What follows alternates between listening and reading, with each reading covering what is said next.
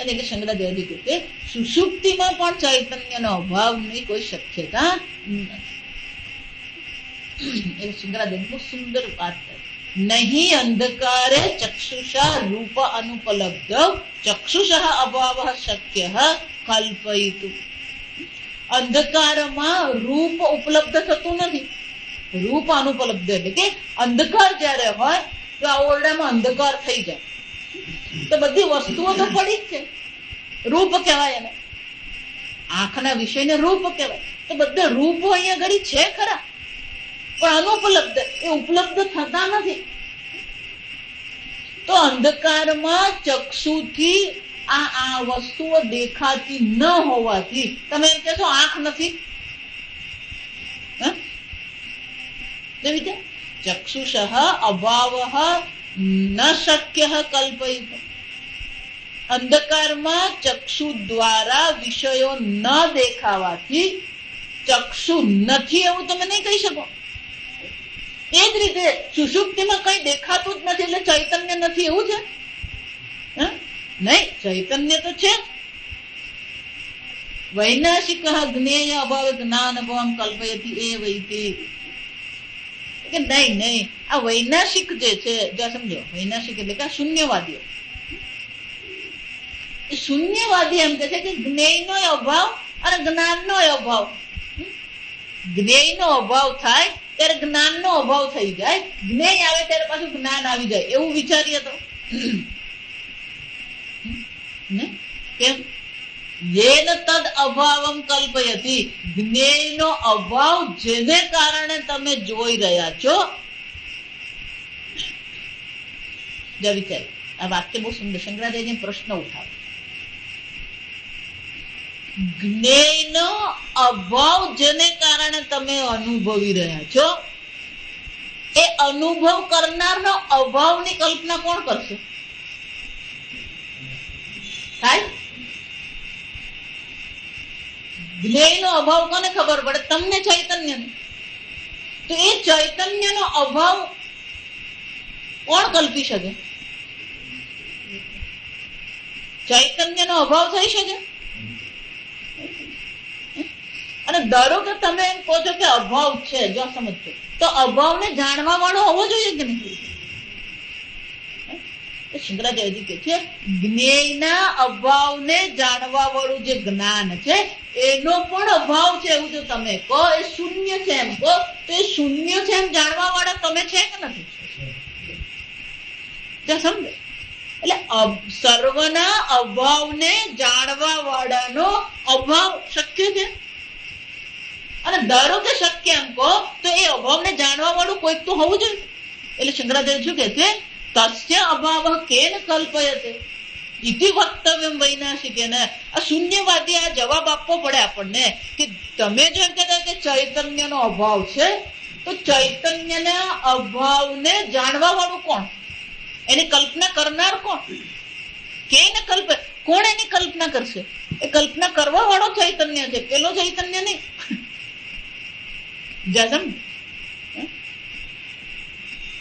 તમે ચૈતન્યનો જ અભાવ એમ કહેતા હોય, ચૈતન્ય જ શૂન્ય છે એમ કહ્યું, પણ શૂન્યને જાણવા વાળા તમે છો કે નહીં? અને એનો અભાવની કલ્પના કોઈ કરી શકે? કોઈ જ નહીં કરી શકે. અને એટલે શંકરાચાર્ય કહે છે કે ચૈતન્યના અભાવનો એટલે કે આત્માના અભાવનો કોઈ પ્રશ્ન જ નથી. જો વિચાર, તમારો ક્યારેય અભાવ થતો જ નથી. તમે ચૈતન્ય છો, જે અસંગ ચૈતન્ય છો. વિચાર, આ પ્રકારથી જ વિચારવું પડે. તમે અસંગ નિત્ય ચૈતન્ય છો, નિત્ય શુદ્ધ ચૈતન્ય છો. ક્યારેય કોઈ પ્રકારે લેપાયમાન થતા જ નથી. ન કરોથી ન લિપ્ય છે. ભગવાન પણ ગીતામાં શું કે છે? આત્મા કોઈ કર્મ કરતો પણ નથી, ન લિપ્ય છે, લેપાયમાન થતો નથી. પણ આપણને તો બધું શું થાય છે? લાગી આવે. શું કહેવાય? સ્પર્શી જાય. જ્યાં સુધી તમે પોતાને કરતા માનતા રહેશો ત્યાં સુધી બધું શું થતું રહે? બધા જડ, આ બધા દુઃખોનું જડ શું છે? આ કર્તૃત્વ, ભોક્તૃત્વ છે. આ સમજો, જ્યાં સુધી તમે પોતાને કરતા ભોગતા માનતા રહેશો ત્યાં સુધી આ બધું તમને પકડવાનું. પણ એક જ વાર હું આ કરતા આત્મા છું, પેલી કર્મની ફાઇલ પણ શું થઈ જાય, આપણે બેંકમાં ખાતું બંધ કરીએ ને, આ બધા જળની મૂળ શું છે, આ મૂળ બધું કર્તૃત્વમાં સમજજો. એટલે ભગવાન વારંવાર કહે છે નૈવ કિંચિત કરોમિ ઇતિ મન્યતે તત્વવિદ. આ તત્વને જાણનાર શું વિચારે છે, હું કોઈ કર્મ કરતો નથી. નૈવ કિંચિત કરોમિ ઇતિ કર્મણ્યપી પ્રવૃત્તોપી નૈવ કિંચિત કરોતિ સહ.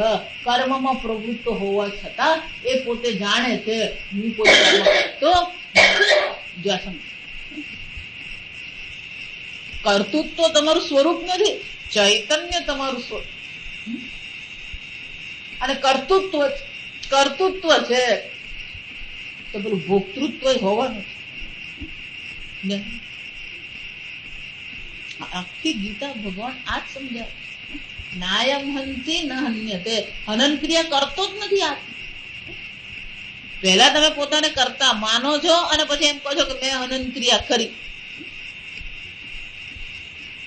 ધારો કે કોઈ ખૂની એમ કહી દે હું તો અકર્તા આત્મા છું, પછી સજા તો થાય. સમજ એમ નહીં માનવાનું હું તો અકર્તા આત્મા જે જાણતો હોય ને ખૂન નહીં કર્યા. સમજ કેમ? જ્યાં સુધી એ ધર્મનિષ્ઠ બને નહીં, તપશ્ચર્યા કરે નહીં, ત્યાં સુધી અકર્તા આત્માનું જ્ઞાન થતું જ નથી. અને એક વાર જે ધર્મનિષ્ઠ હોય એ પાછો અધર્મમાં જવાની કોઈ શક્યતા છે જ.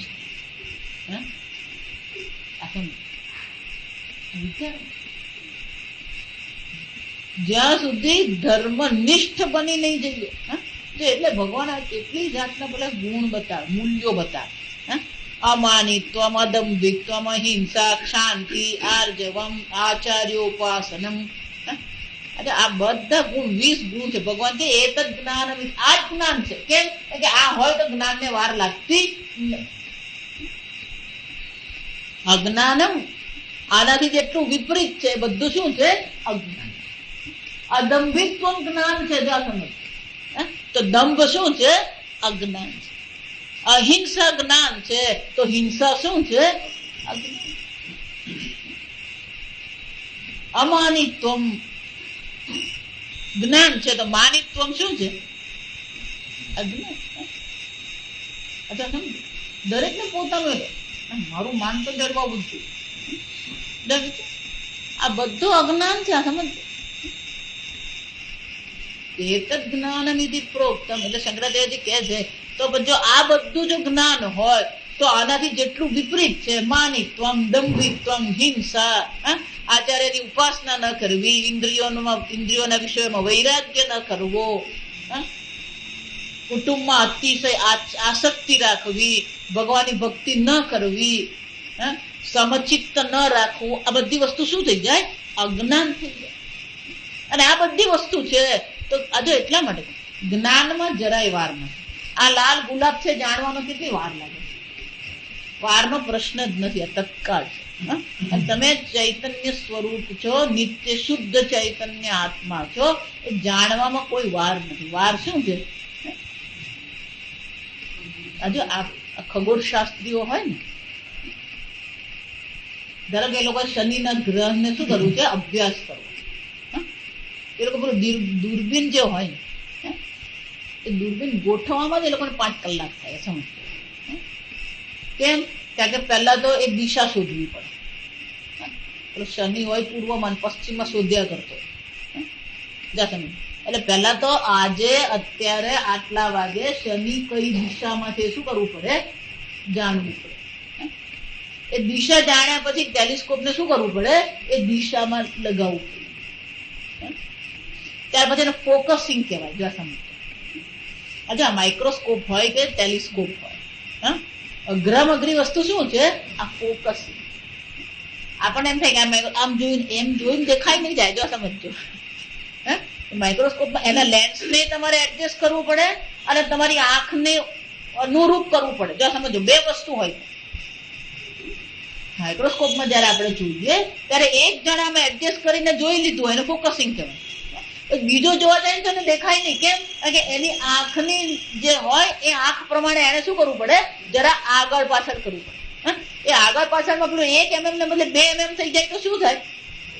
અડપટ જતું. અને ફોકસિંગ કહેવાય છે.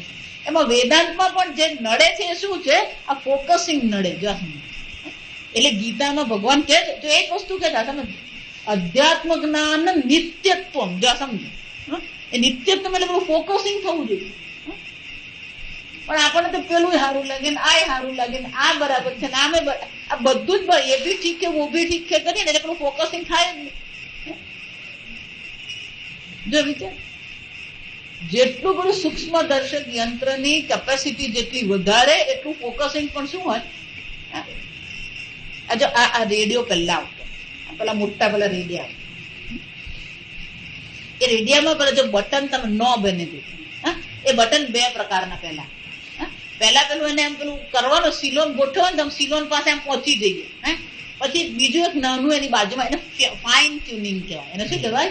ફાઇન ટ્યુનિંગ કહેવાય. એમાં ભક્તિ છે, યોગ છે, એ ટ્યુનિંગ કરી આપે. પછી શાસ્ત્ર શ્રવણ છે શું કરી આપે? ફાઇન ટ્યુનિંગ કરી આપે. જ્યાં પૌર્ણ પુણ્ય શ્રવણમ કુર્ય. જ્યાંથી પણ મળે વેદાંત નું શું કરતા રહેવાનું? શ્રવણ કરતા જ રહો. મને ટાઈમ નથી, મારે પેલું કરવાનું છે. જો આમાંથી જ ઊંચા નહીં. અધ્યાત્મ જ્ઞાન નિત્યત્વમ તત્વ જ્ઞાનાર્થ દર્શનમ. આ પણ શું છે? ભગવાન કે છે મૂલ્ય છે. જો સમજો, અહિંસા અમાનિત્વમ જેમ મૂલ્ય છે, ભગવાનની ભક્તિ જેમ મૂલ્ય છે, સમચિત્તત્વમ જેમ મૂલ્ય છે, એમ અધ્યાત્મ જ્ઞાન નિત્યત્વમ પણ શું છે? મૂલ્ય છે. ફોકસિંગ તો જ થાય. અને ફોકસિંગ થઈ ગયું જો સમજો, પેલો શનિના ગ્રહનું એ લોકો ફોકસિંગ કરો. આ કેમેરામાં એવું હોય. જો સમજો, આપણે બધા કેમેરા જે જાણીએ ને આમ જોયું ને આમ ક્લિક કરી દીધું. જો આવી પછી પેલા ફાઇન લેન્સ અને ઝૂમ કહેવાય. એ ઝૂમ પાસે 25 જાતના. એટલે આ તમે જુઓ ને મોટા મોટા, જો આ ઝૂમિંગ ના જે બધા કેમેરા હોય ને, એ આ ક્રિકેટની મેચ ચાલતી હોય ને ત્યારે એ લોકો 8 થી 10 કેમેરા ગોઠવેલા હોય. એટલે આ બધા કેમેરા લઈને એ લોકો કરતા. એ લોકોના તમે જુઓ ને, એ લોકોની ફોકસિંગ શું છે? જુદી જુદી હોય. એટલે જુદા જુદા ફોકસ એ લોકો લઈ શકે. એ લોકો 2 મીટરના અંતરે પણ ફોકસ કરી શકે, દૂરથી પણ ફોકસ કરી શકે, અને ક્લોઝ પણ શું કરી શકે? ફોકસિંગ. એટલે એ લોકોના લેન્સ તમે જુઓ ને તો પેલા કેમેરા કરતા એ લોકોનો પેલો આ લાંબુ હોય. લાંબુ કેમ હોય? કે એટલા પ્રકારે જેટલા લેન્સ તમારા ફોકસિંગ ના વધારે એટલું તમે વધારે જોઈ શકો. એમાં આ વેદાંત પણ શું છે? ફોકસિંગ નું કામ કરે. શાસ્ત્ર અધ્યયન આપણે શું કરે છે? આ ચૈતન્ય આત્માથી બીજે ક્યાંય ભટકવા દે જ નહીં. આપણું ફોકસિંગ ક્યાં રાખવાનું છે? આત્મ ચૈતન્ય. એટલા માટે આત્માવારે દ્રષ્ટ આત્મદર્શન કરવાના છે. પણ એના માટે શું કરવું પડે? શ્રોતવ્ય, મંતવ્ય, શ્રવણ, સતત શ્રવણ કર. બે એક વસ્તુ સમજો, તમને સમજાય કે નહીં સમજાય, શ્રવણ કરતા રહો. આ સમજાય? કે તમને સમજાયું કે નહીં સમજાયું એના કરતા પણ તમારી બુદ્ધિ પર એના સંસ્કાર પડે શું છે? બહુ જરૂરી છે. યેન કેન પ્રકારે શું કરતા રહો? આ શાસ્ત્ર શ્રવણ કરતા રહો, શાસ્ત્રનું વાંચન કરતા રહો. કે આપણે બુદ્ધિના સંસ્કાર પડેલા છે. આ સંસારના ભોગના વિષયોના શું છે? સંસ્કાર. કર્મના એ સંસ્કાર છે.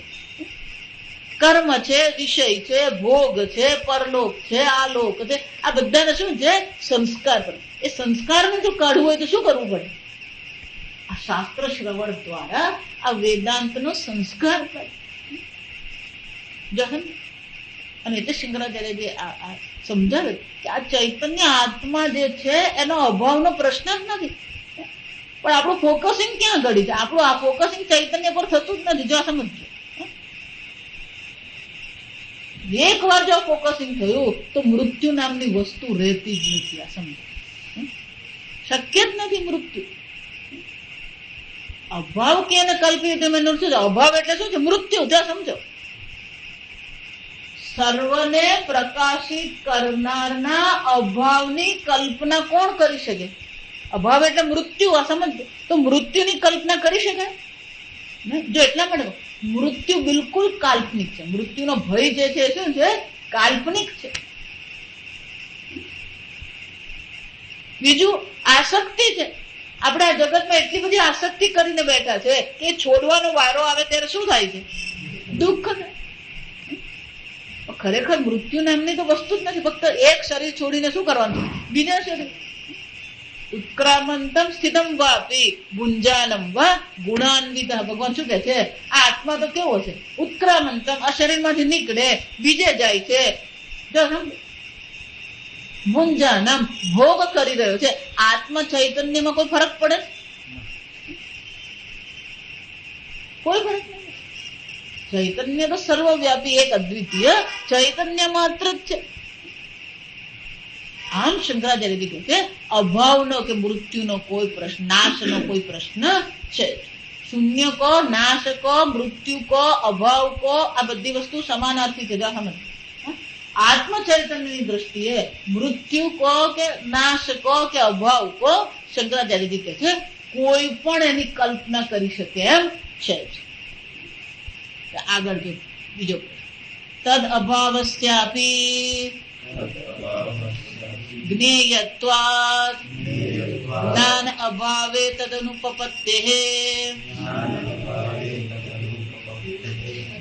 જ્ઞાનસ્ય જ્ઞેય અવ્યતિરિક્તત્વાત જ્ઞેય અવ્યતિરિક્તત્વાત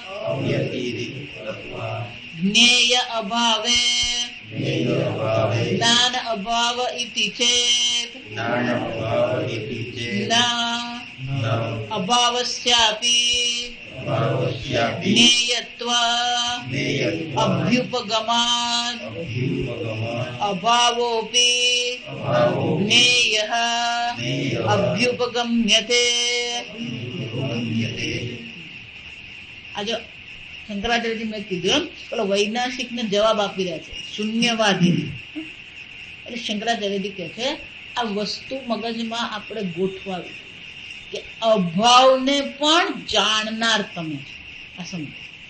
એટલે કે છે તદ અભાવસ્યાપી જ્ઞેયત્વ, એ અભાવ પણ વિષય છે. જો સમજો, વિષય આ ગુલાબ છે એમ જુઓ છો તો ફક્ત ગુલાબ જુઓ છો એમ નહીં, ગુલાબના અસ્તિત્વને પણ તમે જુઓ છો, એને ભાવ કહેવામાં આવે.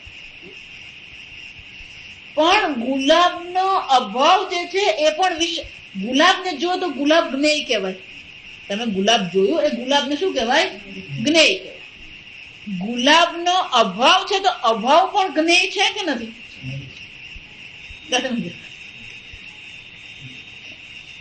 અભાવ પણ શું છે? જ્ઞેય છે. અને જો અભાવ જ્ઞેય છે એટલે સમજવા છે તદ અભાવસ્યાપી જ્ઞેયત્વ, અભાવ પણ જ્ઞેય હોવાથી જ્ઞાન અભાવે તદનુપપત્તિ, તો અભાવને પણ જાણવા વાળું રહેશે જ નહીં. જો જ્ઞાન ચૈતન્યનો જો અભાવ તમે માની લો તો અભાવને ચૈતન્યનો જો અભાવ હોય, ચૈતન્ય જો શૂન્ય હોય તો અભાવને જાણવા વાળું કોણ? કોઈ રહે જ નહીં. તો પછી અભાવ છે એવું કેવી રીતે ખબર પડે? અભાવ પણ જ્ઞેય છે.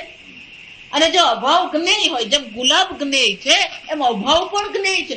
જો અભાવ જ્ઞેય હોય અને તમે કોઈ ચૈતન્ય છે જ નહીં તો અભાવને જાણવા વાળું કોણ? તદુપપત્તિ. આ તર્કસંગત છે જ નહીં. આજે અભાવ પણ જ્ઞેય છે. જો એટલા માટે વેદાંત શાસ્ત્રની દ્રષ્ટિએ વિચારીએ તો આપણે તે પ્રમાણની ચર્ચા કરીએ. આ ઇન્દ્રિય આદિને પ્રત્યક્ષ પ્રમાણ કહેવાય. જો સમજો, આપણે ષડ પ્રમાણ આપણે સ્વીકારીએ. આ ઇન્દ્રિય આદિથી આપણે જે જોઈએ છે શબ્દ, સ્પર્શ, રૂપ, રસ અને ગંધ, એને પ્રત્યક્ષ પ્રમાણ કહેવાય. ઇન્દ્રિયને શું કહેવામાં આવે? પ્રત્યક્ષ પ્રમાણ. આજે અત્યારે અવાજ આવી રહ્યો છે, અવાજ પ્રત્યક્ષ છે. પણ અવાજને આધારે એમ કે આ છકડો છે, જો સમજો, તો છકડો અનુમાન કરેલું કહેવાય. અનુમાન એને પરોક્ષ કહેવાય. સવારે ઉઠીને જુઓ તો બધું ભીનું થઈ ગયું હોય, એટલે આપણે શું કહીએ? વરસાદ પડ્યો, અને અર્થાપત્તિ કહેવાય. એટલે પરોક્ષ જ્ઞાન કહેવાય, એને પરોક્ષ પ્રમાણ કહેવાય. અનુમાન છે, અર્થાપત્તિ છે, ઉપમા છે, આ બધા શું છે? પરોક્ષ પ્રમાણ છે. જો સમજો, એ પરોક્ષ પ્રમાણની અંતર્ગત એક બીજું પ્રમાણ આવે. અનુમાન પ્રમાણ છે, અર્થાપત્તિ પ્રમાણ છે, ઉપમા પ્રમાણ છે.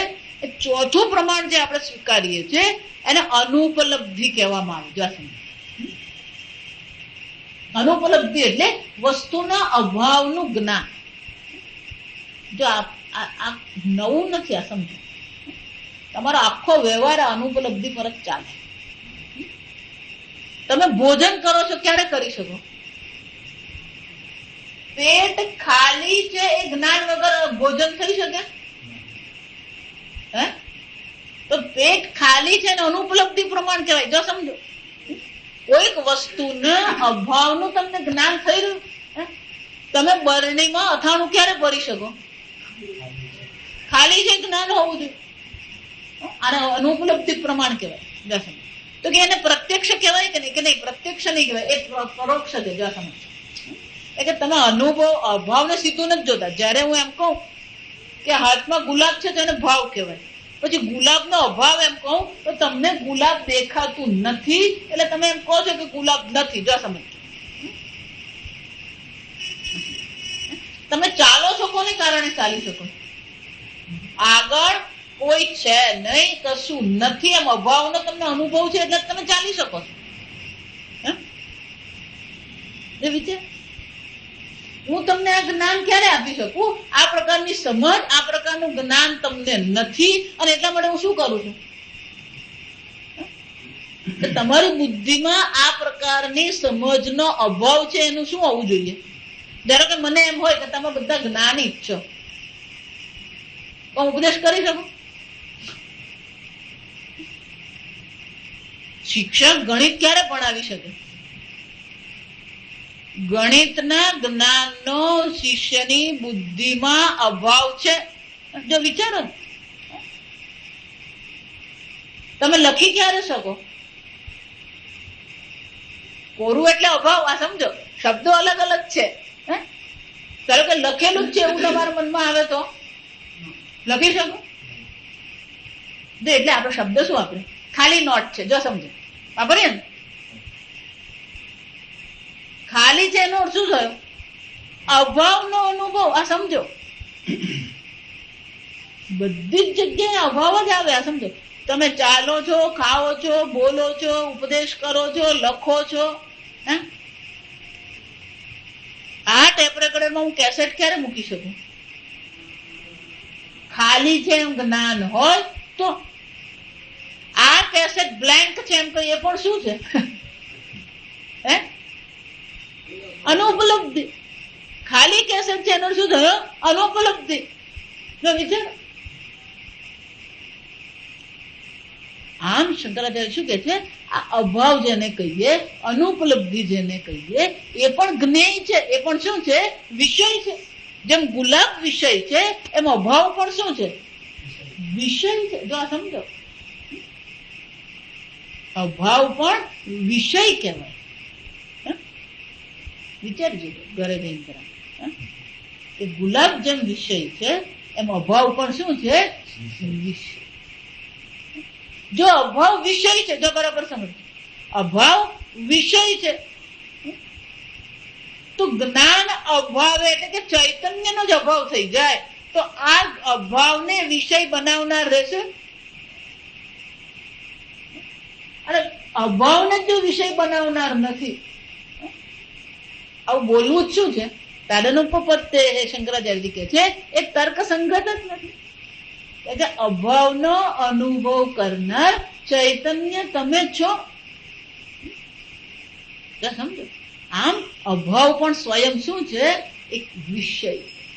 અને એ વિષય માત્ર ને માત્ર તમે ચૈતન્ય જાણો છો. તમે જે ચૈતન્ય આત્મા છો એ જ આ ભાવ અને અભાવને પ્રગટ કરે. આગળ આપણે અસતો મા સદ્ગમય તમસો મા જ્યોતિર્ગમય મૃત્યોર્મા અમૃતમ ગમય. ઓમ પૂર્ણમદ પૂર્ણમિદં પૂર્ણાત પૂર્ણમુદચ્યતે પૂર્ણસ્ય પૂર્ણમાદાય પૂર્ણમેવાવશિષ્યતે. ઓમ શાંતિ શાંતિ શાંતિ.